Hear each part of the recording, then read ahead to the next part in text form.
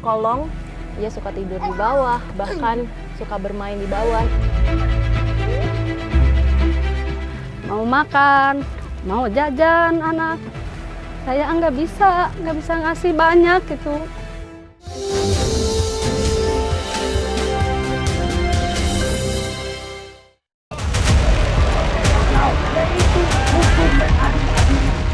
Serentetan aksi unjuk rasa yang berujung ricuh terjadi di beberapa kota besar di Indonesia.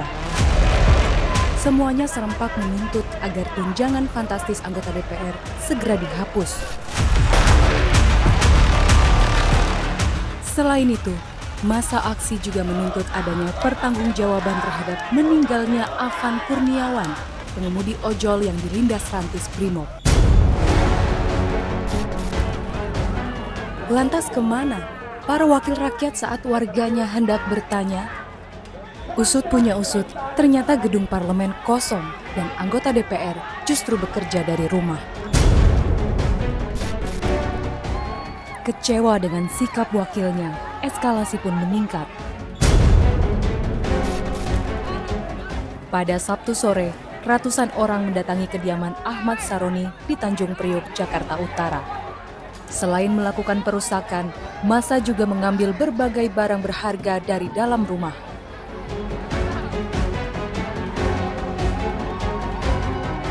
Mantan Wakil Ketua Komisi 3 DPR RI ini sempat melontarkan pernyataan panas terkait isu pembubaran DPR. Alih-alih menenangkan, Ahmad Saroni malah membuat masyarakat geram.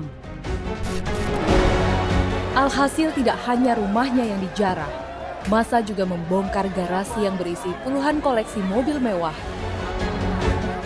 Melihat situasi yang semakin berbahaya, seorang anggota TNI berusaha menenangkan massa.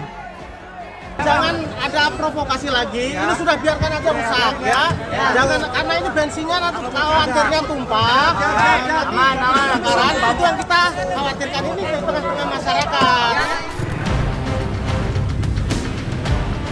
Sabtu malam, serombongan massa juga mendatangi rumah mewah milik Eko Patrio di kawasan Kuningan, Jakarta Selatan.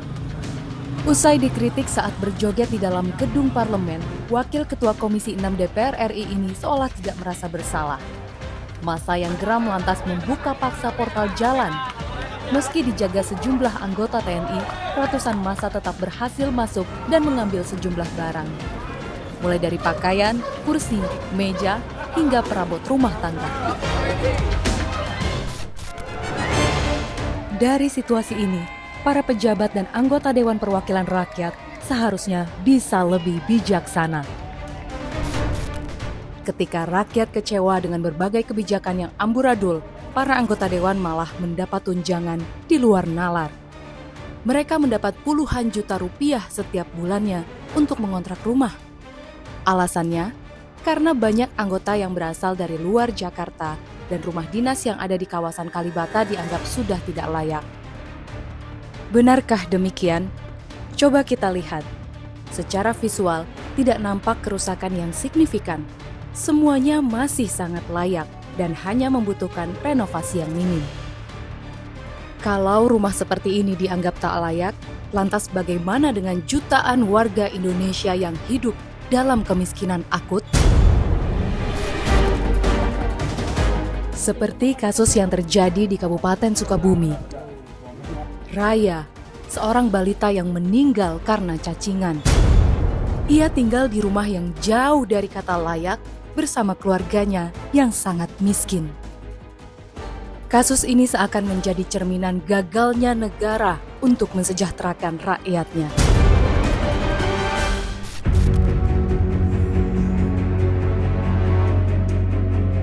Kali ini, tim Indonesiaku mendatangi Desa Cianaga di Kecamatan Bandungan, Kabupaten Sukabumi.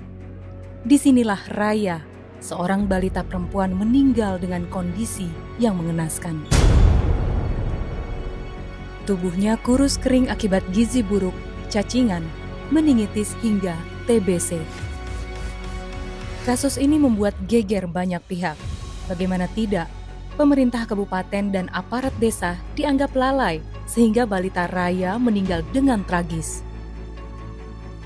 Selain itu, terkuak fakta jika Kabupaten Sukabumi memang masih mengalami masalah tingginya angka anak dengan gizi buruk yang mencapai 20,5%, jauh di atas target rata-rata nasional sebesar 14%.